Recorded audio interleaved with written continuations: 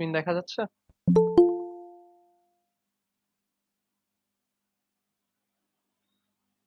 Screen কি দেখতে জি পাচ্ছ স্যার। সবাই? আচ্ছা, ঠিক আছে। জি ওকে। স্যার, জি স্যার। সো আমরা হচ্ছে গতদিন ইউআই ইউএক্স টা শেষ করছিলাম, তারপরে হচ্ছে আমরা সফটওয়্যার টেস্টিংটা স্টার্ট করছি একটু। সো আজকে আমরা ইনশাল্লাহ এটা শেষ করে ফেলবো, সফটওয়্যার টেস্টিং। সো সফটওয়্যার টেস্টিংটা আলটিমেটলি কি ছিল যে আমরা আসলে ধরো আমাদের এক্সপেকটেশন থাকে একটা কন্ডিশন, আর আমরা আসলে যেটা বানাইছি সেটার সাথে ওই এক্সপেক্টেড কন্ডিশনের ডিফারেন্সটা বের করাটাই আসলে টেস্টিং এর কাজ। মানে মোট কথা যে আমার মানে আমি যেটা এক্সপেক্ট করতেছি সেটা আসলো না কেন, সেটা আসলে ফিগার আউট করাটাই হচ্ছে আমার টেস্টিং এর পারপাস মেবি, ঠিক আছে? মানে বাগস খুঁজে বের করা বা যে মানে ডিফারেন্সটা কেন আসতেছে সেটা আর কি আইডেন্টিফাই করা, ঠিক আছে? তো তারপর আমরা দেখছিলাম যে আসলে আমরা টেস্টিংটা কখন করব। টেস্টিংটা আসলে আমাদের থ্রু আউট দ্য ডেভেলপমেন্ট প্রসেসই করতে হবে, কারণ ধরো তুমি শুরুতে আইডিয়া ফেজে কোনো একটা ভুল করলে, সেটা যদি তুমি মানে ড্র্যাগ করতে থাকো তাহলে দেখা যাচ্ছে যে ভুলটা আরো বড় হইতে থাকবে। তো যত বড় হবে তখন ওইটা ফিক্স করাটা তত ডিফিকাল্ট হয়ে যাবে, বা তত তোমার হচ্ছে ওইটার জন্য কস্টটা বেড়ে যাবে আর কি, ঠিক আছে? এই জন্য আমার রেগুলার বেসিসেই আসলে টেস্টিংটা করতে হবে, সব স্টেজেই টেস্টিংটা করা উচিত। তো এরপর আমরা দেখছিলাম হচ্ছে টেস্টিং এর ক্যাটাগরি দেখছিলাম। হ্যাঁ, টেস্টিং এর আমরা হচ্ছে বিভিন্ন ক্যাটাগরি দেখছিলাম, কিভাবে আমরা টেস্টিং কে ডিফাইন করতে পারি বিভিন্ন ক্যাটাগরিতে। সো প্রথম যেটা ক্যাটাগরি আমার ছিল সেটা হচ্ছে black box testing. So black box testing এর আইডিয়াটা কি, সে আসলে তোমার ভিতরের মেকানিজম কে ইগনোর করে সে আসলে জাস্ট ইনপুট দিয়ে আউটপুট কি আসতেছে সেটা দেখে, এভাবে টেস্ট করে। ভিতরের জিনিসটা তুমি কনসার্ন না, তুমি জাস্ট ইনপুট দিয়ে আউটপুট দেখতে চাও যে কি আসে, ঠিক আছে? সো এটা ক্ষেত্রে আমরা আলটিমেটলি যেই সুবিধাগুলো পাই, সুবিধা হচ্ছে যে তোমার মানে ইমপ্লিমেন্টেশন চেঞ্জ টেঞ্জ হলে তোমার ব্ল্যাক বক্স টেস্টিংটা চেঞ্জ হবে না। মানে যেহেতু সে ভিতরের কিছুর উপর ডিপেন্ডেন্ট না, তো সেক্ষেত্রে আসলে আমার ওই টেস্টিংটা সেমই থাকবে, ওটা চেঞ্জ হবে না। তারপরে হচ্ছে ইন্ডিপেন্ডেন্ট টেস্টার, যেহেতু তোমার ভিতরের কোড তোমার জানা লাগতেছে না, সেই ক্ষেত্রে আসলে তুমি এমন কাউকে দিয়েও টেস্ট করাইতে পারো যে আসলে যার ওই কোডের নলেজ নেই, বা যে আসলে কোড বাট ইয়েটা জানে না। সে না জানলেও বা ওই কোড করতে না পারলেও সে আলটিমেটলি যদি ঠিক মতো ইনপুট আউটপুট প্রসেস করতে পারে, সে আসলে এটা টেস্ট করতে পারে, ঠিক আছে? আর তারপর হচ্ছে এটা লেস টাইম কনজিউমিং, মানে এত বেশি সময় লাগে না ব্ল্যাক বক্স টেস্টিং করতে, জাস্ট ইনপুট দিবা আউটপুট দেখবা। তো এটা ছিল অ্যাডভান্টেজ। আর ডিসঅ্যাডভান্টেজ ছিল হচ্ছে যে তোমার ধরো ইন্টারনালি কোনো যদি বাগ থাকে যেটা আসলে তুমি ইনপুট আউটপুট দিয়ে বুঝতেছো না, ধরো বাগ আছে বাট তোমার আউটপুট ঠিক দেখাচ্ছে, তাহলে তুমি সেটা মিস করে যাবা। আরেকটা ডিসঅ্যাডভান্টেজ হচ্ছে যে ধরো তোমার পারফরমেন্স তুমি অপটিমাইজ করা বা অল্টারনেট অ্যালগোরিদমস ট্রাই করা, এই টাইপের জিনিসগুলো তখন তুমি আসলে পারবা না। ওগুলো তখন তোমার আর কি একটা ইস্যু হবে যে তুমি আসলে তখন অপটিমাইজেশন বা বিভিন্ন জিনিস ট্রাই আউট করতে পারবে না, যেহেতু তুমি ভিতরের ইন্টারনালস নিয়ে তুমি কনসার্ন না বা ওইটা নিয়ে ডিল করতেছো। তো এরপরে যেটা ছিল সেটা হচ্ছে যে হোয়াইট বক্স টেস্টিং। তো হোয়াইট বক্স টেস্টিং এ যেটা হচ্ছে যে তোমার তুমি ভিতরের জিনিসপাতি সবই আলটিমেটলি জানো, আর তুমি সেটার বেসিসে চিন্তা করে ইনপুট আউটপুট দিয়ে আসলে তুমি তোমার টেস্টটা জেনারেট করতেছো, যাতে তুমি ভিতরের ইন্টারনালি কম্পোনেন্ট গুলো দেখতে পারো যে সবকিছু ঠিকঠাক আছে কিনা। তো এটার ক্ষেত্রে আসলে সুবিধা যেটা সেটা হচ্ছে যে তুমি একদম থরো টেস্টিং করতে পারো, পুরো সফটওয়্যারটা একদম মানে থরলি তুমি এক্সামিন করতে পারবা তুমি। তারপর হচ্ছে তোমার বাগস বা এরর্স যেগুলো সেগুলো তুমি আসলে ফিগার আউট করতে পারবা যে আমার কি কি সমস্যা আছে বা কি কি এরর হয়েছে। তারপরে হচ্ছে তুমি ধরো এই ভিতরে যখন ইন্টারনালি টেস্ট করতে যাবা, সেক্ষেত্রে দেখা যাবে যে তুমি আরো নতুন নতুন তোমার টেস্ট কেস জেনারেট হয়ে যাচ্ছে, বা আরো নতুন নতুন তোমার তুমি সিনারিও পাচ্ছ যে যেখানে আসলে আমরা মানে মানে ধরো নতুন নতুন টেস্ট কেস জেনারেট হচ্ছে যে এরকম জায়গায় আমার ভুল হইতে পারে বা ইউজার ঝামেলা হইতে পারে। তো এরকম কয়েকটা টেস্ট কেস হয়তো তুমি ভিতরে ইন্টারনালি ফিগার আউট করার সময় তখন তুমি খুঁজে পাইতে পারো। আর ধরো অপটিমাইজেশন, অল্টারনেট অ্যালগোরিদম চিন্তা করা, এই টাইপের কাজ টাজগুলো তুমি তখন হচ্ছে তুমি এগুলা ইউজ করতে পারো বা করতে পারবা, ঠিক আছে?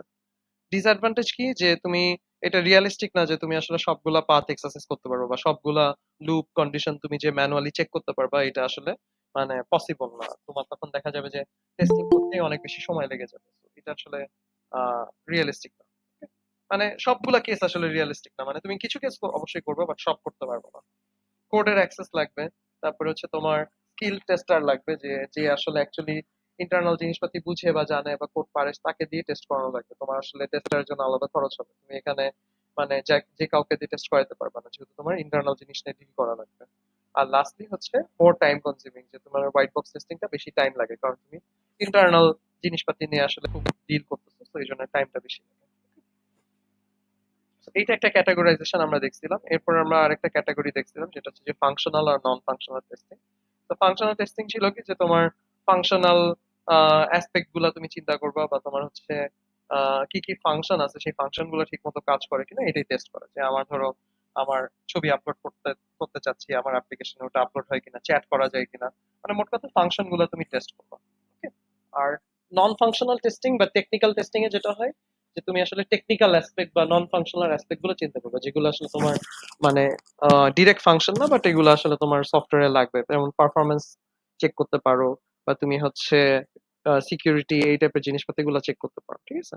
সো ফাংশনাল টেস্টিং যেটা, এটা জেনারেলি আসলে আমার ব্ল্যাক বক্স টেস্টিংই হয়, কারণ তুমি আসলে ইনপুট দিয়ে আউটপুটটা দেখতে চাচ্ছ যে আমার ফাংশন গুলো ঠিক মতো কাজ করে কিনা বা এক্সিকিউট করে কিনা, ঠিক আছে? সামটাইমস হোয়াইট বক্স হইতে পারে যে যদি তুমি ভিতরে কিছু চেঞ্জ চেঞ্জ করতে চাও।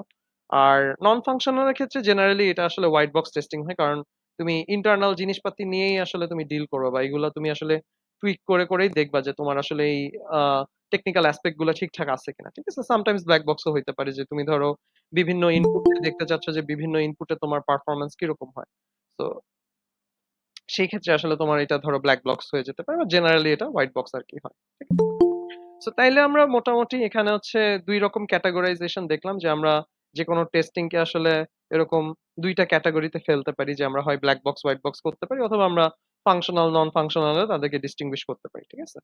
সো এই পর্যন্ত কি কারো কোনো কোয়েশ্চেন আছে ক্যাটাগরাইজেশন নিয়ে, বা যেটা বললাম যে দুইটা ক্যাটাগরি, এগুলা নিয়ে কি কারো কোনো কোয়েশ্চেন আছে?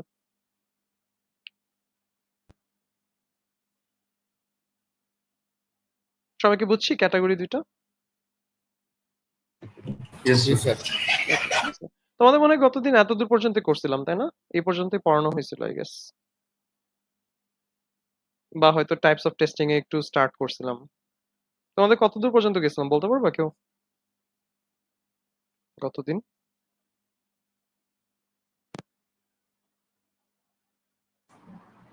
স্যার হচ্ছে white Thanks box to Christina. বুঝি নাই, আরেকবার একটু। স্যার হোয়াইট বক্স টেস্টিং পর্যন্ত শেষ হয়েছিল স্যার, কোনটার অ্যাডভান্টেজ ডিসঅ্যাডভান্টেজ আচ্ছা আচ্ছা, হ্যাঁ, এই যেগুলো দেখছিলাম। সো হ্যাঁ, তারপরে যে functional testing non functional testing, এটা হচ্ছে আরেকটা তোমার ক্যাটাগরি হইতে পারে। সো এইভাবে আমরা ইয়ে করতে পারি। সো এখন হচ্ছে আমরা যেটা দেখবো সেটা হচ্ছে যে টাইপস অফ টেস্টিং, বা বিভিন্ন মানে আমার টেস্টিং এর বিভিন্ন রকম কি কি টাইপ আছে সেটা আমরা আসলে এখানে দেখবো। সো টাইপস এর মধ্যে আমার প্রথম যেটা টাইপ, এটাকে আমরা বলি হচ্ছে ইউনিট টেস্টিং। সো ইউনিট টেস্টিংটা কি জিনিস? ইউনিট টেস্টিংটা হচ্ছে যে তুমি তোমার সফটওয়্যারের বেসিক্যালি একটা ছোট ইউনিট বা একটা ছোট পার্ট তুমি টেস্ট করে দেখতেছো যে এটা ঠিকঠাক চলে কিনা বা ঠিকঠাক এক্সিকিউট করে কিনা, ঠিক আছে? সো এটা হচ্ছে তোমার মানে ইন্ডিভিজুয়াল ছোট সফটওয়্যারের ইউনিট হইতে পারে, বা ধরো তোমার যদি প্রজেক্টে হার্ডওয়্যারের কিছু থাকে সেটা হচ্ছে হার্ডওয়্যারের ইউনিট হইতে পারে, বা গ্রুপ অফ ইউনিটস হইতে পারে, ঠিক আছে? সো তুমি আসলে এখানে টেস্ট করে দেখতে চাচ্ছ যে আমার ইউনিট গুলা ঠিকঠাক কাজ করে কিনা। ওকে। সো আর যেহেতু এটা আমার ভিতরের ছোট একটা ইন্টারনাল ইউনিটের কথা আমরা বলতেছি, সো এটা হচ্ছে আমার হোয়াইট বক্সই হয় জেনারেলি, ঠিক আছে? যে যেহেতু আমি ভিতরের জিনিসপাতি নিয়ে কাজ করতে চাচ্ছি। সো ইউনিট টেস্টিং এর যেটা পারপাস সেটা হচ্ছে যে সে আসলে দেখতে চাই যে আমার মানে একদম লো লেভেলে, আমার একদম লো স্ট্রাকচার লেভেলে আমার হচ্ছে ইউনিট গুলা ঠিক মতো কাজ করে কিনা, ঠিক আছে? আর ইউনিট টেস্টিং যেহেতু আমার রেপিটেটিভ জিনিস, তো এটাকে আমরা আসলে ওই অটোমেশন করে দিতে পারি। আমরা যদি এটাকে অটোমেশন করতে পারি তাহলে আসলে আমাদের জন্য সুবিধা। মানে অটোমেট করে দিব যে আমার একটা একটা ইউনিট লেখা হয়ে গেলে সে অটোমেটিক্যালি ওটাকে টেস্ট করে ফেলবে। ওকে। আর ইউনিট টেস্টিং এর আরেকটা ভেরিয়েশন আছে যেটাকে আমরা বলি হচ্ছে কম্পোনেন্ট টেস্টিং। সো কম্পোনেন্ট টেস্টিংটা হচ্ছে আরেকটু লার্জার স্কেলের, যে মানে আরেকটু বড় স্কেলে আমরা একটা কম্পোনেন্টকে চিন্তা করতে পারি। এখন আসলে তুমি কতটুকুকে ইউনিট ধরবা বা কম্পোনেন্ট ধরবা এটা আসলে সোললি ডেভেলপারদের উপরে ডিপেন্ড করতেছে। তো ধরো তুমি একটা লুপ লুপ লিখছো, তো ধরো তুমি ওই লুপটাকে একটা ইউনিট হিসেবে চিন্তা করলা, বা ধরো তুমি একটা ফাংশন লিখছো, তুমি ওই ফাংশনটাকে একটা ইউনিট হিসেবে চিন্তা করলা, বা ধরো একটা পুরা ক্লাস লিখছো, সেই পুরা ক্লাসটাকে হয়তো তুমি একটা ইউনিট হিসেবে চিন্তা করলা, ঠিক আছে? সো আলটিমেটলি তোমার কোডের ভিতরে তুমি আসলে ছোট একটা পার্ট কে তুমি টেস্ট করতেছো যে এটা ঠিকঠাক চলে কি চলে না, সেটাই আসলে দেখাটা হচ্ছে ইউনিট টেস্টিং। ওকে, বোঝা গেল সবাই ইউনিট টেস্টিং? Yes, sir. ওকে, আচ্ছা। সো এরপর যেটা নেক্সট, যেটা এটার নাম হচ্ছে ইন্টিগ্রেশন টেস্টিং। সো ইন্টিগ্রেশন টেস্টিংটা কি? এখন হচ্ছে আমরা আমাদের ইন্ডিভিজুয়াল ইউনিট গুলা তো ধরো আমরা টেস্ট করলাম, বা ইন্ডিভিজুয়াল ইউনিট গুলা আমাদের ঠিকঠাক কাজ করে, ঠিক আছে? কিন্তু কথা হচ্ছে যে তারা যদি ইন্ডিভিজুয়ালি কাজ করে, তারা যে জোড়া দেওয়ার পর বা একসাথে হওয়ার পর যে কাজ করবে এটা কিন্তু কোনো গ্যারান্টি নাই তারা, কারণ তুমি যখন তাদেরকে মার্জ করবা বা তাদেরকে যখন তুমি ইন্টিগ্রেট করবে তখন দেখা যাচ্ছে যে অনেক রকম ইস্যুস বা অনেক রকম প্রবলেম ক্রিয়েট হতে পারে, ঠিক আছে? সো আমাদের হচ্ছে এই ইন্ডিভিজুয়াল ইউনিটগুলো আমরা যখন মার্জ করতেছি বা জয়েন করতেছি, সে জয়েন করে নেওয়ার পর আবার আমার টেস্টিং চালাতে হবে এটার উপরে। সেটাকে আমরা বলি হচ্ছে কি ইন্টিগ্রেশন টেস্টিং। যখন আমরা হচ্ছে আমার সে সফটওয়্যার কম্পোনেন্টস বা সফটওয়্যার ইউনিট গুলাকে ধরো আমরা একটা কোড বেজের সাথে মার্জ করলাম বা ইন্টিগ্রেট করলাম একটা কোড বেজের ভিতরে, তখন আমরা এটার উপরে আবার ইন্টিগ্রেশন করার পর হচ্ছে আমরা একটা ইন্টিগ্রেশন টেস্টিং চালাবো। মানে দেখবো যে আমার জোড়া দেওয়ার পরও তারা একসাথে কাজ করে কিনা ঠিক মতো, ঠিক আছে?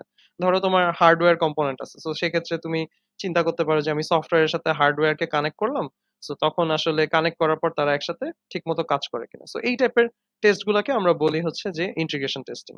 মানে এটা এনশিওর করে যে আমার ইন্ডিভিজুয়াল ইউনিট গুলা যেমন ঠিকঠাক কাজ করতেছে, সিমিলারলি তারা যখন আমি তাদেরকে এক জায়গায় করে ফেলবো বা জোড়া দিয়ে ফেলবো, তখনও তারা ঠিক মতো কাজ করতেছে। So, এইগুলা আসলে আমার এনশিওর করা লাগবে। সো এটাও জেনারেলি আসলে হোয়াইট বক্স হইতে পারে, আর সামটাইমস ব্ল্যাক বক্সও হইতে পারে। এখানেও আসলে আমরা অটোমেশনটা এক্সপেক্ট করি যে অটোমেশন আনতে পারলে আমাদের জন্য ভালো, ঠিক আছে? মানে ইন্টিগ্রেশন টেস্টিংটা নেসেসারি, কারণ দেখা যায় যে ইন্টিগ্রেট করলেই আসলে আমার প্রবলেম গুলা বেশি অ্যারাইজ করে। ইভেন তোমরা নিজেরাও যখন প্রজেক্ট করো, দেখা যায় যে তোমরা ইন্ডিভিজুয়ালি ৩-৪ জন করতেছো, সবার ইন্ডিভিজুয়াল পার্ট গুলো সুন্দর চলতেছে, কিন্তু তোমরা ওই লাস্ট দিন যখন মার্চ করতে যাও বা জোড়া দিতে যাও, দেখা যায় যে তোমাদের ওই পুরা প্রজেক্টটা ব্রেক ডাউন করে, তখন আবার ঠিক মতো কাজ করে না, ঠিক আছে? তো এটা খুব কমন একটা রিজন থাকে তোমাদের যে আমাদের আপডেটে ঝামেলা হচ্ছে, কারণ আমরা লাস্ট দিন মার্চ করতে গেছি, মার্চ করতে গিয়ে সবকিছু আসলে এলোমেলো হয়ে গেছে বা ক্র্যাশ হয়ে গেছে, বুঝে গেছে? তো এই জন্য আসলে আমার ইন্টিগ্রেশন টেস্টিংটা আলটিমেটলি করা লাগে, যাতে আমি শিওর থাকি যে আমার জোড়া দেওয়ার পরও জিনিসটা ঠিক মতো কাজ করতেছে, ঠিক আছে? সবাই কি বুঝে গেল ইন্টিগ্রেশন টেস্টিং? জি স্যার। ওকে। সো এরপরে আমরা যদি নেক্সট ক্যাটাগরিটাতে যাই, এটার নাম হচ্ছে সিস্টেম টেস্টিং। সো সিস্টেম টেস্টিংটা কি? এটা হচ্ছে যে ধরো তোমার সব ইন্টিগ্রেশন কমপ্লিট হওয়ার পর যখন তুমি ফুল সিস্টেমটা রেডি করে ফেলছো, মানে হোলিস্টিক আমার পুরো সিস্টেমটা যখন রেডি হয়ে যাচ্ছে, তখন হচ্ছে আমি পুরো সিস্টেমটার উপরে যখন টেস্টিং করব, সেটাকে আমরা বলবো হচ্ছে সিস্টেম টেস্টিং। যে আমার এখন ফুল সফটওয়্যারটা রেডি, এখন আমি সফটওয়্যারের উপরে হচ্ছে আসলে টেস্ট গুলা চালাবো। সো এটা হচ্ছে মানে একদম কমপ্লিট ইন্টিগ্রেটেড সিস্টেম যখন আমার হয়ে যাবে, মানে সব ইন্টিগ্রেশন কমপ্লিট, তখন হচ্ছে আমি এই টেস্টটা করবো যে সিস্টেম টেস্টিং, যে আমার পুরো হোলিস্টিক সিস্টেম টেস্টিংটা দিয়ে আমি চেক করবো যে আমার এফআরএস এসআরএস যা যা আছে এগুলো সব রিকোয়ারমেন্টস গুলো ঠিক মতো মানে অ্যাড্রেস হয়েছে কিনা বা সবগুলো আমি ঠিক মতো তৈরি করতে পারছি কিনা। সো এই পুরা হোলিস্টিক সিস্টেমটাকে টেস্ট করাটাকে আমরা বলি হচ্ছে যে সিস্টেম টেস্টিং। মানে ফাংশনাল, নন ফাংশনাল সবকিছুই আমরা এখানে কভার করবো বা সব অ্যাসপেক্ট গুলোই আমরা এখানে কভার করে চেষ্টা করবো, ঠিক আছে? সো বুঝে গেল সিস্টেম টেস্টিং? Yes sir. ঠিক আছে। সো এরপরে যেটা নেক্সট ক্যাটাগরি, এইটা হচ্ছে লোড বা স্ট্রেস টেস্টিং। সো এখানে হচ্ছে মানে লোড স্ট্রেস টেস্টিং দুইটা অলমোস্ট সিমিলার টাইপেরই টেস্টিং, বাট একটু কনসেপচুয়াল ডিফারেন্স আছে বা সাটল ডিফারেন্স আছে। তো লোড টেস্টিংটা আলটিমেটলি কি, যে আমি হচ্ছে আমার সফটওয়্যারের মধ্যে বেশি বেশি লোড দিয়ে আসলে আমি দেখতে চাচ্ছি যে আমার সফটওয়্যারটা ঠিক মতো পারফর্ম করে কিনা বা ঠিক মতো কাজ করে কিনা, ঠিক আছে? তো এখানে আলটিমেটলি যেটা চেক করা হয় যে তোমার ধরো তোমার হচ্ছে সে ইউক্যামের কথা আমরা যদি চিন্তা করি, ধরো তোমার ইউআইইউ তে আছে হচ্ছে 10,000 স্টুডেন্ট, কথার কথা। তো এখন তুমি দেখতে চাচ্ছ যে আমার ম্যাক্সিমাম পসিবল যে লোড বা ম্যাক্সিমাম ক্যাপাসিটি যে লোডটা, সেটা যদি আমি দেই আমার সিস্টেমে, তাহলে আমার সিস্টেমটা কতটুকু পারফর্ম করতে পারে বা সিস্টেমটার পারফরমেন্স কিরকম থাকে সেটা আসলে তুমি চেক করতে চাচ্ছ, ঠিক আছে? সো লোড টেস্টিং হচ্ছে এরকম একটা টেস্টিং যে তুমি তোমার maximum possible realistic maximum possible capacity যেটা, সেটা তুমি দিবা, দিয়ে আসলে তুমি টেস্ট করবে। সো ধরো আমার 10,000 জন স্টুডেন্ট আছে, তো সে আমি টেস্ট করলাম এরকম যে 10,000 জন স্টুডেন্ট একসাথে যদি সেকশন সিলেকশন করে, তাহলে আসলে আমার সিস্টেমটা কিভাবে কাজ করে বা সিস্টেমটা পারফর্ম করতে পারে কিনা বা কতটুকু পারফরমেন্স ডিগ্রেডেশন হয়, ঠিক আছে? তো এইটাকে আমরা বলি লোড টেস্টিং, যাতে আমরা রিয়েলিস্টিক মানে একদম ওয়ার্স্ট কেস সিনারিও যেটা, যে আমার সবাই একসাথে কোনো একটা সেম টাইপের কাজ করবে, সবাই একসাথে কোর্স নিল। তো এরকম একদম আমার ওয়ার্স্ট কেস সিনারিওতে আমরা যেটা করব যে আমরা ওয়ার্স্ট কেস সিনারিওর জন্য যাতে আমার সফটওয়্যারটা রেডি থাকে, সেটার জন্য আমরা লোড টেস্টিংটা করব, যাতে আমরা রেডি থাকতে পারি যে কোনো এক সময় হয়তো মানে মানে কোনো এক সময় দেখা গেল যে সবাই একসাথে আমার সেকশন নিতেছে। তো সেই ক্ষেত্রে আমরা তখন মানে যাতে লোডটা হ্যান্ডেল করতে পারি, তো এটার জন্য আসলে লোড টেস্টিংটা করা হয়, ঠিক আছে? তো এখানে এটাই বলা হয়েছে যে আহ, হ্যাঁ স্যার, বলো বলো। ওই যে ব্ল্যাক বক্স টেস্টিং যেটা টেস্টিং ছিল, ওখানে তো আমরা ওই যে মোটামুটি ওই সেলেনিয়ামের মতো টুল ইউজ করি, বাট এই যে লোড টেস্টিং এর জন্য আমরা কোন টাইপের টুল ইউজ করি? এটাও আসলে মানে লোড টেস্টিংটা কি হচ্ছে যে এটা হচ্ছে জাস্ট তুমি অ্যাপ্লিকেশনটা ইউজ করতেছো, সো এটা আসলে তুমি এটাও যে কোনো টুল দিয়ে করা যাইতে পারে, মানে একসাথে এত লোড এক্স্যাক্টলি কোন টুল দিয়ে করে এটা আমি শিওর না, প্রবাবলি টুলস আছে যেটাতে তুমি একসাথে অনেকগুলো সিমুলেট করতে পারো।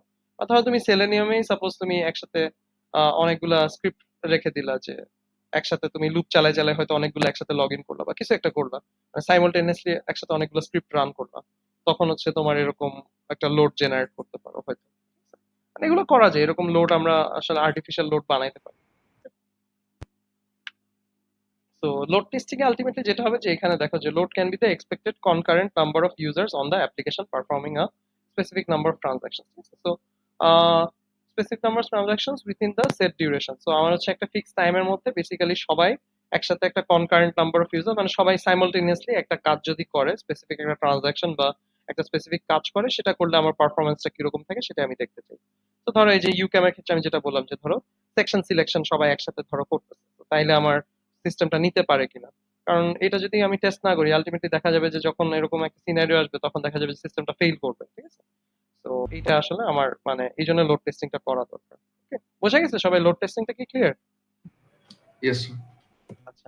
আর স্ট্রেস টেস্টিং, যেটা স্ট্রেস টেস্টিং যদি আমরা চিন্তা করি, স্ট্রেস টেস্টিংটা হচ্ছে আমার তোমার এটা হচ্ছে লোডের থেকেও আরেকটু এক স্টেপ উপরে।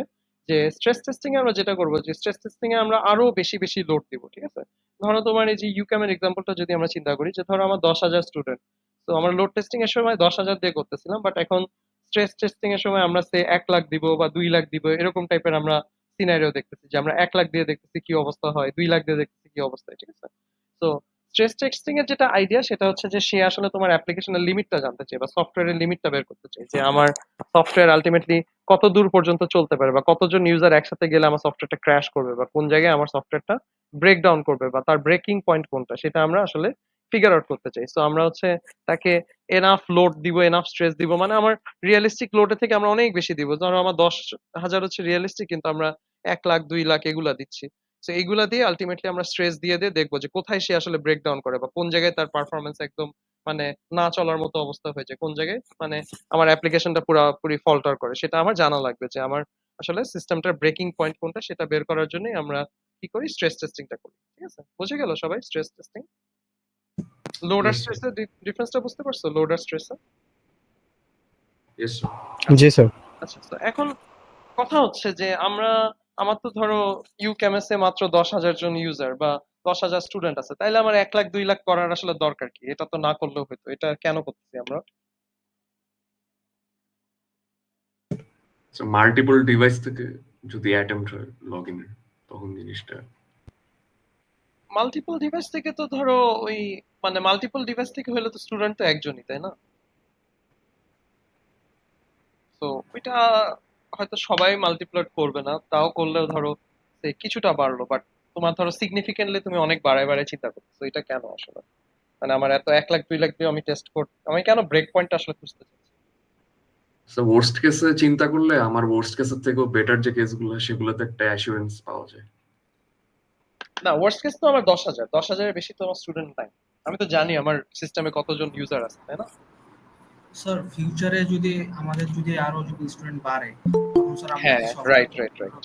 মানে আমি তো আসলে কখনো প্রেডিক্ট করতে পারবো না যে আমার আসলে এখন ধরো একটা সফটওয়্যার দরকার পড়তেছে না, ফিউচারে যে সেটার সাডেনলি অনেক ডিমান্ড হবে, এটা তো আমি কোনো গ্যারান্টি দিতে পারছি না, ঠিক আছে।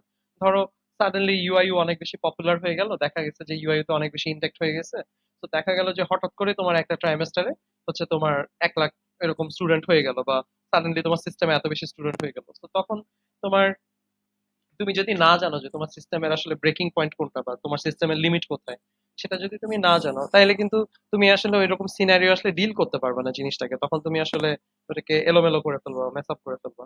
তো তখন এরকম স্ট্রেস মানে হাই স্ট্রেস সিনারিওতে তখন হচ্ছে যেই সফটওয়্যার গুলা ডিল করতে পারবে তখন সেগুলাই মানুষ ইউজ করবে, মানুষ হচ্ছে যেটা ব্রেকডাউন করবে সেই সফটওয়্যার আসলে ইউজ করবে।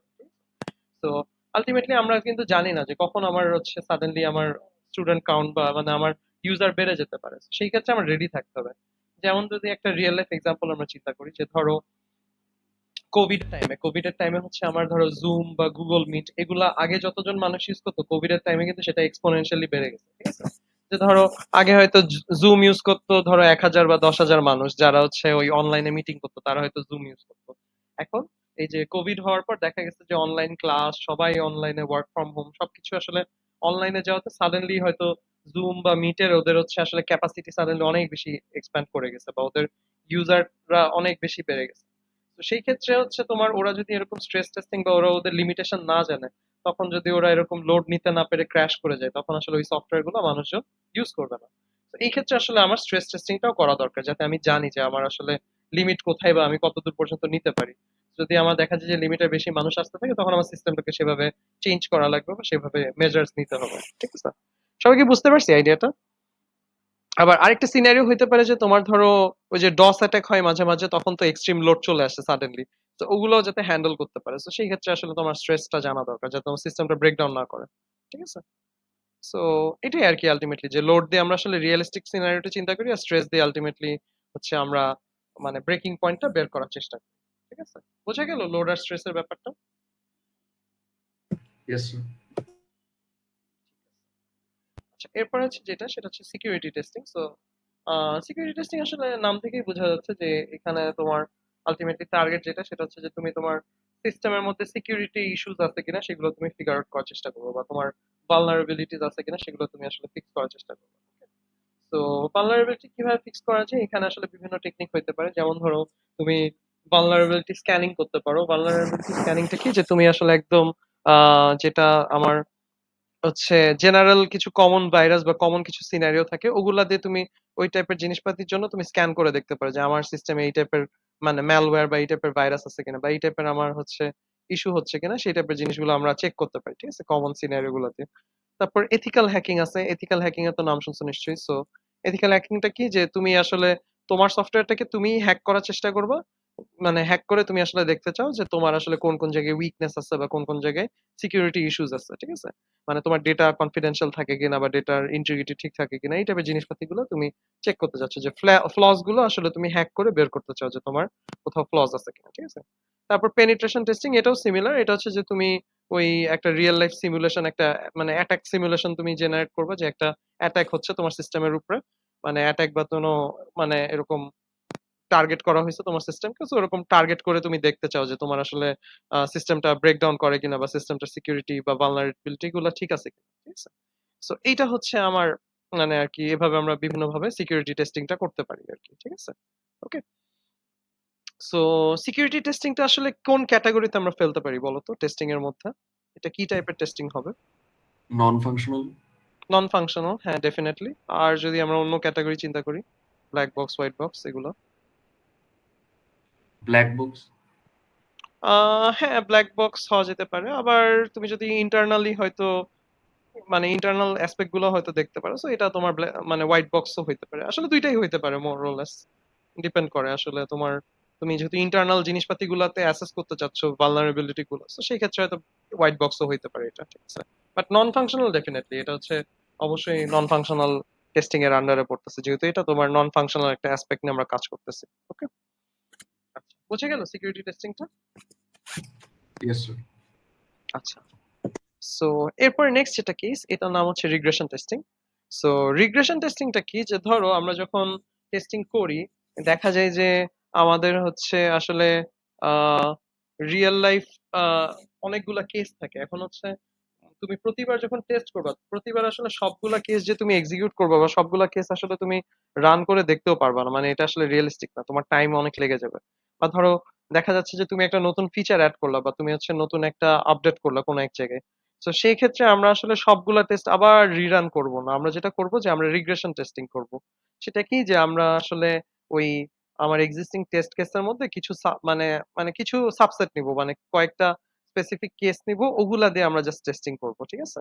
সো এই স্পেসিফিক কেসগুলো কি হইতে পারে, আমার হচ্ছে কিছু কোর কেস থাকবে যেগুলো আমরা সবসময় টেস্ট করব। আর ধরো তুমি যেই ফিচারটা অ্যাড করছো বা ধরো তুমি যেই আপডেটটা করছো, সেটার কারণে যেই যেই জায়গায় ইফেক্ট পড়তে পারে বা যেই যেই জায়গাগুলো ইম্প্যাক্ট ফেলতে পারে, সো সেই সেই জায়গার কেসগুলো আমরা নিয়ে এসে ওগুলাকে আমরা টেস্ট করবো। ঠিক আছে? সো আমরা হচ্ছে বেসিক্যালি একটা সাব টেস্ট মানে সাবসেট অফ টেস্টকে আমরা হচ্ছে রিটেস্ট করতেছি। ঠিক আছে? মানে ওইটা দিয়ে আমরা আবার মানে রিচেক করতেছি। মানে রিচেকটা কেন করতেছি, যাতে আমরা এনশিওর করতে পারি যে আমার মডিফিকেশন বা আপডেট করার কারণে যাতে আমার সিস্টেমটা ব্রেকডাউন না করে, আমার সিস্টেমটা যে ঠিক মতো চলতেছে সেটা এনশিওর করার জন্য আমরা আসলে রিগ্রেশন টেস্টিংটা করি, যে আমরা অল্প কিছু কেস নিয়ে আসলে সেটাকে কাজ করি। ঠিক আছে? সো এটা হচ্ছে রিগ্রেশন টেস্টিং, আর এটার একটা ভেরিয়েশন হইতে পারে হচ্ছে স্মোক টেস্ট, যেটা হচ্ছে আরো ছোট। সো এটা হচ্ছে রিগ্রেশন টেস্টিং এরও একটা সাবসেট। তো এখানে যেটা করা হয় যে এখানে আমরা আসলে নর্মাল বা রিয়েল লাইফ কন্ডিশন গুলা দিয়ে জাস্ট টেস্ট করি, আমরা হচ্ছে এজ কেস গুলা চিন্তা করবো না, ঠিক আছে? So normal real life case গুলো বা কমন ফাংশনালিটি গুলো আমরা জাস্ট টেস্ট করি। বাট রিগ্রেশন টেস্টিং এ দেখা যায় যে আমরা যেই যেই জায়গাগুলো ইম্প্যাক্ট করবে সেটার আসলে সব রকম সিনারিওই আমরা কভার করবো, বা সব রকম কেসই আমরা আসলে কভার করবো। ঠিক আছে, বোঝা গেল সবাই রিগ্রেশন টেস্টিংটা? Yes sir. ওকে, এরপর নেক্সট যেটা সেটা হচ্ছে beta testing. So beta testing এর আইডিয়াটা কি? বিটা টেস্টিং হচ্ছে তোমার আহ, তুমি হচ্ছে তোমার সফটওয়্যারটা রেডি হয়ে গেছে বা সফটওয়্যার একটা ডেমো ভার্সন রেডি। তো তুমি যেটা করবা, তুমি আসলে কিছু হ্যান্ডফুল অফ ইউজার্সকে তুমি হচ্ছে তোমার সফটওয়্যারের ডেমো বা তোমার ফুল ভার্সনটা আর কি দিবা তাদেরকে ইউজ করার জন্য। তো এখানে সফটওয়্যাররা কি মানে ইউজাররা কি করবে যে তারা আসলে তোমার সফটওয়্যারটাকে ইউজ করবে, ইউজ করে করে আসলে দেখবে বা তোমাকে রিপোর্ট করবে যে আসলে কোন কোন জায়গায় ঝামেলা আছে বা কোন কোন জায়গায় মানে ইস্যুস আছে। মানে এটা হচ্ছে সর্ট অফ একটা ইউজার টেস্টিং এর মতো, যে ইউজাররা আসলে তোমার সফটওয়্যারটা টেস্ট করে তোমার আসলে তোমাকে ফিডব্যাক দিবে যে তোমার আসলে জিনিসটা ঠিক আছে কিনা, বা তোমার মানে জিনিসটাতে কোনো ইস্যু আছে কিনা। মানে এটা তো আলটিমেটলি তুমি বানাচ্ছ তো জেনারেল ইউজারদের জন্য। সো ইউজাররা যখন এটা ইউজ করবে, ইউজাররা যখন ইউজ করবে তারা আসলে মানে কোনো প্রবলেম ফেস করতেছে কিনা সেটা আসলে আমরা দেখতে চাচ্ছি, ঠিক আছে? তো এইটার আসলে যেটা অ্যাডভান্টেজ সেটা হচ্ছে যে তুমি এমন এমন কিছু আনএক্সপেক্টেড এরর আসলে পাইতে পারো যেটা আসলে তুমি অ্যাজ আ ডেভেলপার হয়তো ফিগার আউট করতে পারবে না, ঠিক আছে? তো ধরো তুমি অ্যাজ আ ডেভেলপার চিন্তা করছো যে এই ডিজাইনটা ভালো হবে, বাট তুমি তো আসলে ইউজারের পার্সপেক্টিভ থেকে ডিজাইন মানে চিন্তা করনি বা ভাবনি হয়তো, বা ইউজার যখন ইউজ করবে তখন সে হয়তো কোনো একটা ফিচার তার কাছে আনকমফোর্টেবল লাগবে, বা কোনো একটা জায়গায় সে দেখলো যে এখানে একটা নতুন বাগ হচ্ছে বা এখানে একটা উইয়ার্ড সিনারিও হচ্ছে যেটা ইউজাররা হয়তো খুঁজে পাইছে। তো এরকম জিনিসপাতি যখন তোমাকে রিপোর্ট করবে তখন তুমি এটা আসলে ফিক্স করে নিতে পারবা। তারপরে আরেকটা অ্যাডভান্টেজ হচ্ছে যে লো কস্ট, যেটা হচ্ছে যে তোমার এরকম যখন তুমি জেনারেলি ইউজারদের দিবা তাদেরকে আসলে তো তেমন টাকা পয়সা কিছু দেওয়া লাগবে না, তোমার ফ্রি অফ কস্ট, বা দেখা যাচ্ছে তুমি ফ্রিলি সফটওয়্যারটা ইউজ করতেছো একটা ট্রায়াল হিসেবে, তো সেই ক্ষেত্রে তোমার খরচটা এত লাগে না। তারপরে আরেকটা যেটা সুবিধা সেটা হচ্ছে যে ওয়াইডার পপুলেশন বা এনভায়রনমেন্ট, মানে তুমি অনেক বড় একটা মানে ডেমোগ্রাফিক কে কভার করতে পারবো বা ডেমোগ্রাফিক কে তুমি এক্সপ্লোর করতে পারবে। যেমন ধরো তুমি স্টুডেন্টদের কাছে হয়তো তোমার সফটওয়্যার দিলা, তুমি হয়তো অফিস এমপ্লয়ীদের কাছে তুমি সফটওয়্যার দিলা, বা তুমি হয়তো অন্যান্য অ্যাসপেক্ট বা ডিপার্টমেন্টে তুমি সফটওয়্যার গুলা দিলা, তখন দেখা যাচ্ছে যে তুমি একটা ওয়াইড রেঞ্জ অফ পপুলেশনের ডেটা আসলে এনকম্পাস করতে পারতেছো বা তাদের ফিডব্যাকটা নিতে পারতেছো। ওকে, আর ডিসঅ্যাডভান্টেজ কি? ডিসঅ্যাডভান্টেজ হচ্ছে যে lack of systematic testing. So ইউজাররা আসলে যে টেস্টিংটা করবে এটা আসলে এত সিস্টেম্যাটিক না, ওরা তো আসলে ওদের মতো ইউজ করবে, হয়তো সব ফিচার ইউজও করবে না, বা হয়তো কিছু জিনিস ইউজ করবে। সো আলটিমেটলি ওদের ফিডব্যাকটা মানে হয়তো সেরকম রিয়েল মানে অত ভালো ফিডব্যাক নাও আসতে পারে, কারণ তারা সিস্টেমেটিক্যালি থরো টেস্টিং তো করবে না আলটিমেটলি। আর আরেকটা হচ্ছে যে লো কোয়ালিটি এরর রিপোর্টস, তারা আসলে যে রিপোর্টটা করবে তাদের তো আসলে নলেজ নাই, তো সেক্ষেত্রে আসলে তাদের রিপোর্টের কোয়ালিটিটাও অত ভালো নাও হইতে পারে, ঠিক আছে? সো দিন শেষে এটা তো হয়তো ফ্রুটফুল নাও হইতে পারে, বাট স্টিল আমরা আসলে বিটা টেস্টিংটা করি যাতে আমরা আমাদের ইউআই ডিজাইন বলো বা সফটওয়্যার ইউজেবিলিটি বলো, এই জিনিসগুলো যাতে আসলে আমরা আরেকটু মানে এনহ্যান্স করতে পারি বা ফিক্স করতে পারি, কারণ আলটিমেটলি বানাবো তো ইউজারদের জন্য। সো সেই ক্ষেত্রে আসলে আমার বিটা টেস্টিংটা আসলে প্রয়োজন, ঠিক আছে? সবাই কি বুঝতে পারছি বিটা টেস্টিংটা? Yes sir. ওকে, আচ্ছা বলো তো বিটা টেস্টিং হচ্ছে কোন ক্যাটাগরি টেস্টিং হবে, বা কোন ক্যাটাগরিতে ফেলতে পারি আমরা বিটা টেস্টিং কে? Functional sir. হ্যাঁ, ফাংশনাল টেস্টিং। ওকে, বাট এটা স্পেসিফিক্যালি ফাংশনাল যে হবে তাও কিন্তু না, তোমার আসলে মানে দুইটাই হতে পারে। দুইটাই হইতে পারে। তোমার হচ্ছে ইউজার এখানে ইউজেবিলিটি চেক করতে পারে, বা এখানে সিকিউরিটির ব্যাপার স্যাপারও সে দেখতে পারে। সো এটা আসলে নন ফাংশনালও টেস্ট করতে পারে, মোস্টলি ফাংশনাল আর কি। বাট আরো যদি তুমি স্পেসিফাই করতে চাও, বেটার যদি এটাকে ক্যাটাগরাইজ করতে চাও, স্যার ব্ল্যাক বক্স। হ্যাঁ ব্ল্যাক বক্স ডেফিনেটলি। কারণ ইউজাররা তো তোমার সিস্টেমের ভিতরে ঢুকবে না, তাই না?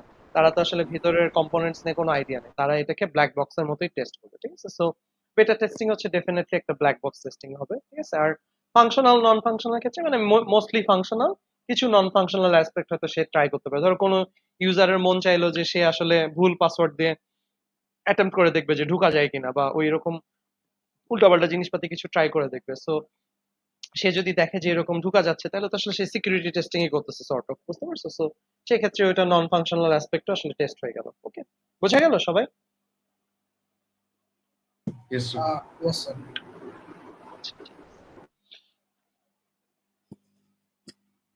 আচ্ছা, এরপর যেটা আমাদের আরেকটা লাস্ট টাইপ, এটার নাম হচ্ছে অ্যাকসেপ্টেন্স টেস্টিং। তো অ্যাকসেপ্টেন্স টেস্টিংটা হচ্ছে কিরকম, এটা হচ্ছে যে ধরো তোমার সফটওয়্যার বিল্ড টিল্ড হয়ে গেছে, সবকিছু রেডি, এখন তুমি ক্লায়েন্টের কাছে সফটওয়্যারটা দিবা।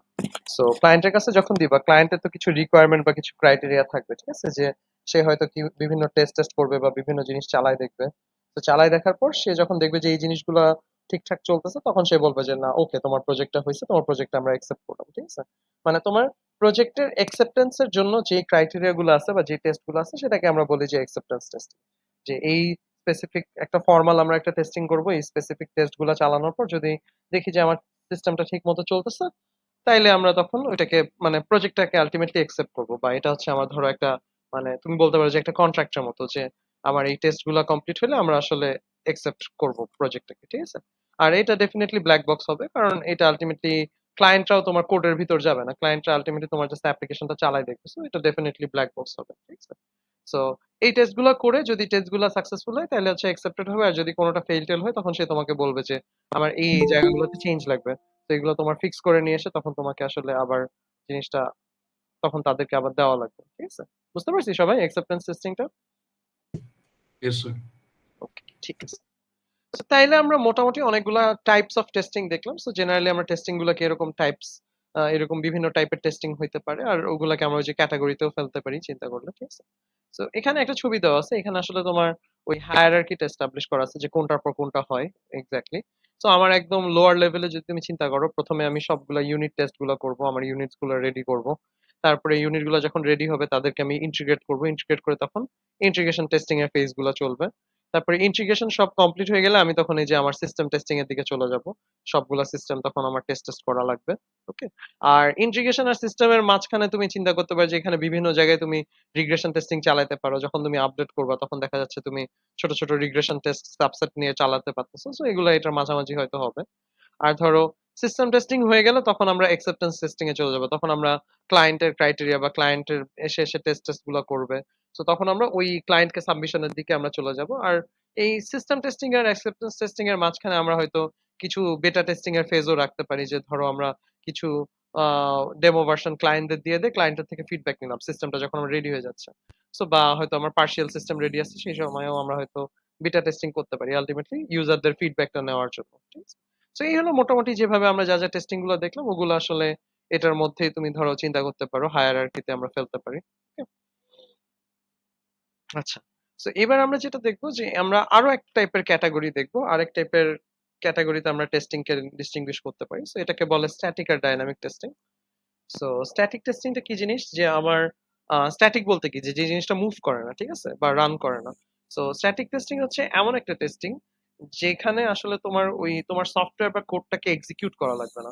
মানে তোমার কোডটা না চালাই তুমি যেই টাইপের জিনিসপাতিগুলো টেস্ট করতে পারো বা যেই টাইপের জিনিসপাতিগুলো চেক করতে পারো, সেটাকে আমরা বলি হচ্ছে স্ট্যাটিক টেস্টিং, ঠিক আছে। যেমন এক্সাম্পল হিসাবে হইতে পারে যে তোমার এটা কোনো টাইপের এক্সামিনেশন বা মানে রিভিউ করা, এই টাইপের জিনিসগুলো হচ্ছে স্ট্যাটিক টেস্টিং এর মধ্যে পড়ে।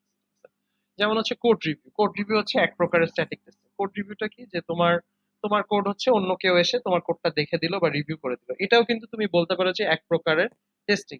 মানে টেস্টিং বলতে এই না যে আমার সবসময় কোডটা রান করা লাগবে, রান করে ইনপুট আউটপুট দেখা লাগবে। আমার টেস্টিং এর ডেফিনেশন কি ছিল, যে আমি আমার আমার কারেন্ট কন্ডিশন আর আমার এক্সপেক্টেড কন্ডিশনের মধ্যে আমি ডিফারেন্সটা খুঁজে পেতে চাই। তো ধরো আমি আমার কোডটা দেখেও কিন্তু আমি বলতে পারি যে ধরো একটা কোড যখন রিভিউ করবে মানুষজন, সে হয়তো এক রকমের এক্সপেকটেশন আছে যে আমার কোডটা এই স্টাইলের হবে, বাট হয়তো ওর কোডটাতে দেখতেছে যে এরকম মানে ডেফিসিয়েন্সি গুলো আছে, তো তখন তুমি তাকে বলবা যে এই এই প্রবলেম গুলো আছে। তো এটাও কিন্তু এক প্রকারের টেস্টিং হয়ে যাচ্ছে, ঠিক আছে, ডেফিনেশন ওয়াইজ। তো আমার কোড রিভিউ হইতে পারে, তারপর ধরো তুমি তোমার ইউআই ডিজাইন করলা, একটা মক আপ করলা তুমি ধরো ফিগমা বা কিছু একটাতে, তো সেটা যখন তুমি ক্লায়েন্টকে দেখাবা, তখন তুমি ক্লায়েন্টের থেকে যখন ফিডব্যাকটা নেবা, তো এটা হচ্ছে তোমার এক প্রকারের স্ট্যাটিক টেস্টিং হয়ে যাচ্ছে, যে তুমি ক্লায়েন্টকে দিয়ে তুমি তোমার মানে ইউআই ডিজাইনটা আসলে তুমি টেস্ট করাই নিলা, বুঝা গেছে। তো এটা হলো স্ট্যাটিক টেস্টিং। আর ডাইনামিক টেস্টিং মানে কি, যে যেটাতে আসলে আমার সফটওয়্যারটা রান করে ইনপুট দিয়ে আউটপুট দেখে আসলে আমার টেস্টটা করা লাগবে, ঠিক আছে, মানে আমার রান করে বা এক্সিকিউট করে টেস্টটা করা লাগবে। তো বেসিক্যালি আমরা এতক্ষণ যা যা টেস্টিং দেখছি, সো মোস্টলি সবগুলাই আসলে ডাইনামিক টেস্টিং এর মধ্যেই পড়তেছে। আমরা আসলে সবগুলা ক্ষেত্রে আমাকে সফটওয়্যারটা রান করা লাগবে, সফটওয়্যারটা আমাকে এক্সিকিউট করা লাগবে, এক্সিকিউট করে আসলে আমাকে দেখতে হবে যে আমার জিনিসটা ঠিক মতো চলতেছে কিনা। Okay? বুঝে গেছে সবাই? স্ট্যাটিক আর ডাইনামিক টেস্টিং কি বুঝতে পারছি আমরা? Yes sir.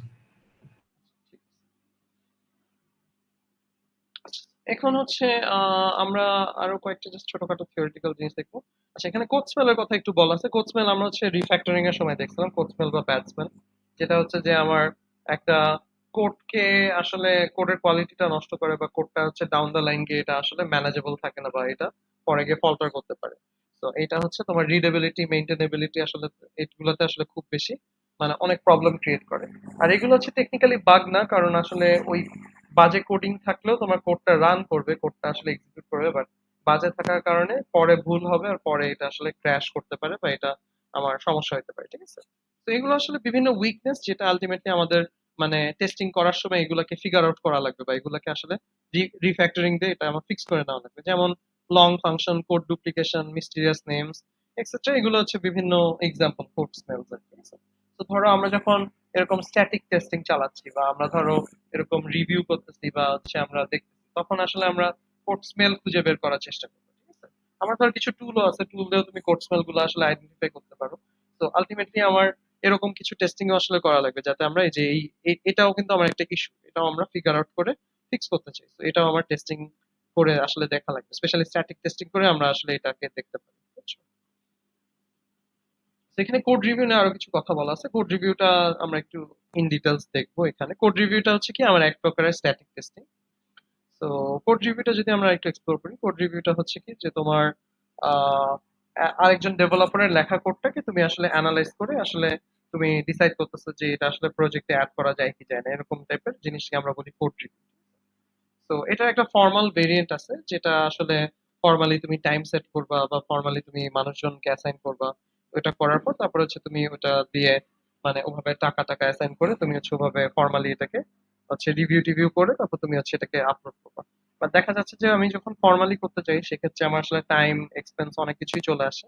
তো এই ক্ষেত্রে আসলে ফর্মালি এরকম স্ট্রাকচার্ড ভাবে না করে এটাকে আমরা ইনফর্মালি রেগুলারলি নিজেদের মধ্যে করতে পারি, যে মাঝে মাঝে একজন আমার কোড দেখে গেল, আরেকজন আবার আমার কোড দেখলো। তো এরকম হচ্ছে এভাবে আসলে আমরা ইনফর্মালি রিভিউটা করতে পারি আর কি। ঠিক আছে? সো এই জন্য মানে লাইট ওয়েট বা ইনফর্মাল আসলে বা টুল বেসড কোড রিভিউ গুলো আসলে আমার কমনলি ইন প্র্যাকটিস, মানে ওরকম হার্ড এন্ড ফাস্ট কিছু থাকে না। আমার হচ্ছে জাস্ট মানে ইনফর্মাল ভাবে আসলে রিভিউটা করা হয়। তো এই হচ্ছে মোটামুটি কোড রিভিউর আইডিয়া। এখানে একটা ছোট ক্যালকুলেশন দিছে, এটা তোমাদের লাগবে না। এখানে আসলে জাস্ট দেখা যায় যে তুমি ফর্মালি করতে চাইলে আসলে অনেক খরচ হয়ে যায় রিভিউর পিছনে। তো এত আসলে আমার দরকার নেই, আমি ইনফর্মালি এটা করব। আবার এখানে কিছু ডায়াগ্রাম দিয়ে ওয়ার্ক ফ্লো দেখাচ্ছে যে কিভাবে তোমার কোড রিভিউটা চলে। যে ধরো কোড লিক বা রিভিউর জন্য রিকোয়েস্ট করবে, রিভিউয়ার অ্যাকসেপ্ট করবে, রিভিউ করবে, তারপর এডিট, রিভিউ এরকম ফেজ যাবে। তারপর একটা পর্যায়ে গিয়ে অ্যাকসেপ্ট হলে অ্যাকসেপ্ট হয়ে গেল, মার্চ করে দিবে। আর যদি অ্যাকসেপ্ট না হয় তাহলে সেটাকে অ্যাবান্ডন করে দিবে, তখন নতুন কোড লেখা লাগবে। আবার এখানে আরেকটা ভার্সন দিছে, এটা হচ্ছে গিট গিট স্টাইল একটা জিনিস ওরা করছে, যে ডেভেলপার এখানে গিটে পুশ করবে, তোমার রিভিউয়ার এটা দেখবে, রিভিউ করে সে হচ্ছে এখানে আপডেট দিবে, তো ফিডব্যাক দিবে। যদি অ্যাপ্রুভ হয়, অ্যাপ্রুভ হলে সে মেইন ব্রাঞ্চে পুশ করে দিবে, আর যদি অ্যাপ্রুভ না হয় তাহলে ডেভেলপারকে জানাবে, ডেভেলপার তখন আবার এটাকে ফিক্স করে এখানে দিবে। তো এখানে এই মানে গিটের স্টাইলে তোমরা এরকম রিপোজিটরি বানাই, এখানেও আসলে এইভাবে কোড রিভিউ করা যাইতে পারে। ঠিক আছে?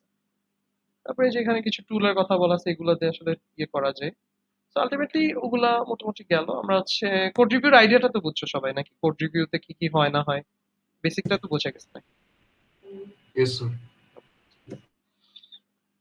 সো কোড রিভিউ করে আলটিমেটলি আমরা আসলে কি কি ফিগার আউট করি, মানে আমরা যখন একটা কোড রিভিউ করবো বা একটা কোড আমরা পড়ে দেখবো, সেখানে আসলে কি কি ইস্যু আমরা আইডেন্টিফাই করতে পারি। তো প্রথম হচ্ছে কোডিং স্টাইল, যে আমার ঠিক স্টাইলে কোড করছে কিনা, বা এটা আসলে মেনটেন করা যাবে কিনা, বা বেশি কমপ্লিকেটেড কিনা, সেই টাইপের জিনিস দেখা যাইতে পারে।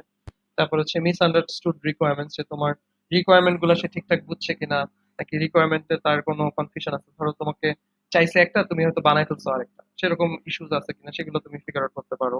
তারপর ইনঅ্যাডিকুয়েট ইনপুট ভ্যালিডেশন, যে তুমি তোমার ইনপুটে এনাফ চেক, ইনপুট যদি নাও ইনপুটে এনাফ চেক আছে কিনা।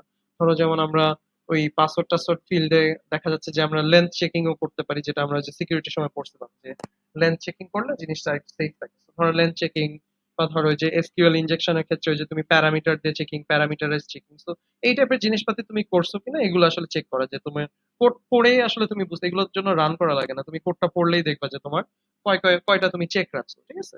তো এনাফ চেকিং হয়েছে কিনা সেটা তোমার দেখতে হবে। তারপরে তুমি আবার আরেকটা জিনিস দেখতে পাচ্ছি, রিডান্ডেন্ট চেক রাখা আছে কিনা, যে ধরো আননেসেসারি কিছু কন্ডিশন লিখছো বা আননেসেসারি তুমি কিছু কোড লিখছো, তো এরকম রিডান্ডেন্ট কোড বা রিডান্ডেন্ট চেক টেক আছে কিনা এগুলো আমি মানে ফেলে দিতে চাই, তো এগুলো রিভিউ করার সময় দেখা যায়। Security defects, critical security defects মানে রিভিউ করার সময় আমরা হয়তো পাইতে পারি। ধরো তোমার প্রাইভেট পাবলিক করা নাই, বা ধরো তোমার এনক্যাপসুলেশন ঠিক মতো ডিজাইন করা নাই, তো এরকম টাইপের জিনিসপাতি থাকলে হয়তো দেখা যাচ্ছে যে যে ইউজার বা ক্লায়েন্ট সে হয়তো মেইন ডেটাবেজে জিনিসপাতি নষ্ট টষ্ট করে দিতে পারে। তো এরকম টাইপের সিকিউরিটি ডিফেক্ট আছে কিনা সেগুলো আসলে আমরা রিভিউ করার সময় ফিগার আউট করতে পারি, ঠিক আছে? তারপর আনসেফ মেথডস, আমার মেথড গুলা সেফ কিনা সেটাও আমার চেক করা লাগবে, যে মেথড গুলা কোনো জায়গায় ভ্যারিয়েবল এডিট করে দিচ্ছে কিনা বা কোনো ক্ষতি করতেছে কিনা সেগুলো চেক করা লাগবে। তারপর প্রজেক্ট ডিজাইন ভায়োলেশন, তোমার ডিজাইনে কোনো ভায়োলেশন আছে কিনা বা ডিজাইন তুমি চেঞ্জ করে ফেলছো কিনা, মানে কোনো জায়গায় কোনো ডিজাইনে হ্যাম্পার হয়েছে কিনা সেই টাইপের জিনিসও চেক করা যায়। তারপর ম্যালিশিয়াস কোড, কারো যদি ইন্টেনশন ভালো না থাকে, সে যদি কোনো ম্যালিশিয়াস বা হার্মফুল কোড লিখে থাকে, সেটাও কিন্তু তুমি আসলে কোড পড়ার সময় তুমি দেখতে পাবা যে কোড পড়লাম বাট কোডে এখানে এই স্পেসিফিক কাজ করার কথা ছিল বাট ও ডিফারেন্ট কিছু একটা করতেছে, মানে সাসপিশিয়াস কিছু একটা আছে। তো তখন তুমি তো আসলে জানো না কার ইন্টেনশন কিরকম, তো সেক্ষেত্রে তুমি ম্যালিশিয়াস কোড টোড এগুলো আসলে তুমি ওখান থেকে রিভিউ করার সময় আইডেন্টিফাই করতে পারো। লাস্ট আরেকটা সেটা হচ্ছে যে তুমি এক্সেপশন হ্যান্ডলিং ঠিক প্রপারলি করা হচ্ছে কিনা সেগুলো দেখতে পারো, যে আমরা এটা রিফ্যাক্টরিং এর সময় দেখছিলাম যে আমরা এরর গুলা এক্সেপশন দিয়ে হ্যান্ডেল করবো বা আমরা আসলে এক্সেপশন থ্রো করবো। তো তুমি প্রপারলি এক্সেপশন থ্রো করা বা ওইটাকে প্রপারলি ট্রাই ক্যাচ দিয়ে হ্যান্ডেল করা, এই টাইপের জিনিসপাতি গুলো ঠিক মতো করা হয়েছে কিনা। আমি চাই না যে আমার প্রোগ্রামটা ক্র্যাশ করুক, তো আমার এক্সেপশন বা সিনারিও গুলো প্রপারলি আসলে হ্যান্ডেল করা লাগবে, ঠিক আছে? তো এগুলো আসলে কোড রিভিউ করার সময় তুমি এই সিনারিও গুলো বা এই জিনিসগুলা ইস্যুগুলা তুমি আইডেন্টিফাই করতে পারো বা দেখতে পারো, ঠিক আছে? বোঝা গেল সবাই? Yes sir. ঠিক আছে। আচ্ছা, সো কোড রিভিউর আরো হচ্ছে কিছু প্র্যাকটিক্যাল ইম্প্যাক্টস আছে, সেগুলো যদি আমরা চিন্তা করি, যে ধরো আমি যখন কোড রিভিউ বা পিয়ার রিভিউ করি তখন ধরো তোমার এটা ইন্টারপার্সোনাল রিলেশনশিপের মধ্যে একটা স্ট্রেন ফেলতে পারে। ধরো কেউ তোমার রিভিউ খারাপ দিল বাট তুমি হয়তো ভাবলা যে তুমি ভালো কোড করছো, এখন দেখা যাচ্ছে যে তার সাথে তোমার একটা রিলেশনশিপের একটা তখন ঝামেলা হইতে পারে, ঠিক আছে? হয়তো তুমি যদি জিনিসটাকে নেগেটিভলি চিন্তা করো, যে রিভিউটাকে, তখন হয়তো তার সাথে তোমার ইন্টারপার্সোনাল রিলেশনশিপে সমস্যা হইতে পারে, ঠিক আছে? আবার হচ্ছে আরেকটা যে ব্যাপার সেটা হচ্ছে যে তোমার একদম এত এটা রিয়েলিস্টিকও না যে তোমার একদম পুরো পিস বাই পিস সবগুলা কোড তুমি রিভিউ করে নিতে পারবে, এটাও আসলে সম্ভব না, এটা অনেক টাইম কনজিউমিং, সো এটা রিয়েলিস্টিক, ঠিক আছে? তো এখানে আরো কিছু ইম্পর্টেন্ট ব্যাপার সেটা হচ্ছে যে তোমার ম্যানেজার বলো বা যারা আছে তাদের আসলে এটা রেসপন্সিবিলিটি যে তারা মানে এরকম একটা এনভায়রনমেন্ট ক্রিয়েট করবে যেখানে আসলে তোমার কোড রিভিউ বা পিয়ার রিভিউটাকে তোমরা আসলে প্রায়োরিটাইজ করতেছো, বা এখানে রিভিউটাকে খারাপ হিসেবে দেখা যাতে না হয়। তার মানে দেখা যাবে যে যখন রিভিউ হবে, কারোর যদি নেগেটিভ রিভিউ আসে, এটা আসলে পজিটিভলি দেখা হবে যে এটা সে চেঞ্জ করে ফিক্স করে নিতে পারবে বা ইমপ্রুভ করতে পারবে, ঠিক আছে? বা ধরো এরকম কোনো কালচার নাই, কেউ একজন রিভিউ করে একজন তোমাকে বললো যে খারাপ আসছে তোমার কোডটা, তখন বাকিরা তোমাকে সেটার জন্য টন্ট করলো বা তুমি সবার কাছে একটু ছোট হয়ে গেলা, এরকম টাইপের যদি একটা এনভায়রনমেন্ট থাকে তাহলে আসলে তোমার জন্য প্রবলেম। সো তোমার এনভায়রনমেন্টে থাকবে এরকম যে টেস্টিং হবে রেগুলার, একজন আরেকজনের ভুল ফিক্স করে দিবে বা ভুল ধরাই দিবে, সেটাকে আমরা একটা অপরচুনিটি হিসেবে মনে করে সেটাকে ফিক্স করবো। So এরকম পজিটিভ মাইন্ডসেট থাকলে জিনিসটা তখন ইজি হবে আলটিমেটলি, বাট যদি নেগেটিভ মাইন্ডসেট থাকে তখন আসলে জিনিসটা কঠিন হয়ে যাবে। ওকে, সো এগুলা গেল কিছু প্র্যাকটিক্যাল ইম্প্যাক্ট বা কিছু প্রবলেমস যেগুলো হইতে পারে। আর কোড রিভিউ কিছু বেনিফিট আছে, বেনিফিট কি, তুমি প্রজেক্ট নিয়ে আরো বেশি অ্যাওয়্যার হবা, যখন তুমি মানুষের কাজ দেখবা তখন তুমি আসলে আরো বুঝবা যে কি কি আছে না আছে প্রজেক্টের মধ্যে। পিআর ইমপ্রেশন তৈরি হবে, কেউ যদি তোমাকে একটা ভালো রিভিউ বা ভালো ফিডব্যাক দেয় সেক্ষেত্রে তোমার তার প্রতি একটা ইমপ্রেশন ভালো হবে যে এই মানুষটার কাছ থেকে হেল্প নেওয়া যায় বা এই মানুষটা আমাকে ভালো ফিডব্যাক দিচ্ছে। আবার ধরো তোমার কাজ যদি তুমি ধরো কাউকে ফিডব্যাক থেকে দেখলা যে কারো কাজ খুবই ভালো, সেক্ষেত্রে তোমার তার ইমপ্রেশনটা কিন্তু তোমার কাছে ভালো হয়ে যাচ্ছে যে তুমি এই এমপ্লয়িটা ভালো, এই এমপ্লয়িটাকে আমরা অন্য বিভিন্ন ইম্পর্টেন্ট কাজে রাখতে পারি বা এর উপরে রিলাই করতে পারি। So এরকম একটা ইমপ্রেশন ক্রিয়েট করার একটা স্কোপ আছে কোড রিভিউ থেকে। তারপর কনসিস্টেন্ট কোডিং স্টাইল, তুমি যখন সবাই একজন আরেকজনের কোড রিভিউ করবে, সবাই আসলে একই স্টাইলই ফলো করবে আলটিমেটলি, তো সবার স্টাইলটাও কনসিস্টেন্ট হয়ে যাবে। আর নলেজ ডিসেমিনেশন, যে ধরো একজন আরেকজনকে যখন কোডটা শেয়ার করতেছে বা দেখতেছে তখন আসলে একজন আরেকজন নিজেদের নলেজটা মানে ডিসেমিনেট করতেছে বা শেয়ার করে দিচ্ছে সবার মধ্যে, ঠিক আছে? আবার ধরো তুমি যখন রিভিউ দিচ্ছ, রিভিউ দিলে সেটাও একটা সর্ট অফ নলেজ ডিসেমিনেশন, বা তুমি ওই অন্য কোডারটাকে তুমি একটা নতুন কিছু শিখাচ্ছ বা একটা নতুন জিনিস দেখাচ্ছ যেটাতে সে আসলে সামনে আরো বেশি ইমপ্রুভ করতে পারবে বা সামনে আসলে আরো বেশি ফিক্স করতে পারবে জিনিসপাতি, ঠিক আছে, বেটার ভাবে কোড বা বেটার ভাবে ডিজাইন করতে পারবে। ওকে, সো এই গেল কিছু বেনিফিটস। ওকে, সো সবাইকে বুঝে গেছে মোটামুটি কোড রিভিউর ইম্প্যাক্ট গুলা বা বেনিফিট গুলা বা ইস্যুস গুলা সবাই কি ক্লিয়ার মোটামুটি? Yes sir. আচ্ছা, ঠিক আছে। সো তাহলে আমাদের স্লাইডটা আসলে এতদূর পর্যন্তই টেস্টিং। সো টেস্টিং থেকে আলটিমেটলি তোমাদের যে কোয়েশ্চেন গুলো আসে সেটা হচ্ছে যে আমার ওই ইন্ডিভিজুয়াল টেস্ট গুলো তোমাকে আসলে জানা লাগবে। তোমাকে তো জিজ্ঞেস করবে যে রিগ্রেশন টেস্টিং কি বা ডাইনামিক টেস্টিং কি বা হচ্ছে হোয়াইট বক্স টেস্টিং কি, বিভিন্ন টেস্টিং নিয়ে তোমাকে কোয়েশ্চেন করবে যে এই টেস্টিংটা কি, এটা এক্সপ্লেন করো। এটা হয়তো তুমি একটা এক্সাম্পল সিনারিও দাও যে এই সিনারিওতে এই টেস্টটা হচ্ছে, তো তখন তুমি একটা সিনারিও লিখবে যেখানে আসলে এই টেস্টটা তুমি এক্সিকিউট করতেছো, ঠিক আছে। তো এটা হলো তোমার ডিরেক্ট থিওরি কোয়েশ্চেন, এরকম আসতে পারে। আবার যদি আমরা সিনারিও বেস চিন্তা করি, সিনারিও বেস চিন্তা করলে দেখা যাচ্ছে যে তোমাকে একটা সিনারিও দিবে, এটা একটা ডেসক্রিপশন দিবে, তোমাকে জিজ্ঞেস করবে যে এখানে আসলে কোন কোন টেস্টিং এক্সিকিউট করা হচ্ছে, মানে তোমাকে আইডেন্টিফাই করতে বলতে পারে, ঠিক আছে।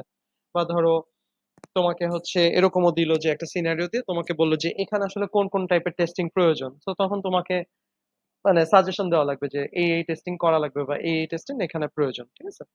তো এরকম টাইপের সিনারিও কোয়েশ্চেন আসতে পারে। আবার কিছু থিওরিটিক্যাল কোয়েশ্চেন থাকতে পারে, ধরো কোড রিভিউ দেখলাম, কোড রিভিউ থেকে হয়তো কিছু ছোটখাটো থিওরিটিক্যাল কোয়েশ্চেন আমরা এক্সপ্লোর করতে পারি, ঠিক আছে। সো এরকম টাইপের বিভিন্ন রকম কোয়েশ্চেন আসলে টেস্টিং থেকে থাকতে পারে, ঠিক আছে।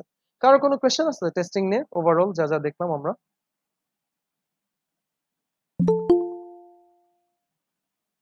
সবাই কি বুঝছি মোটামুটি?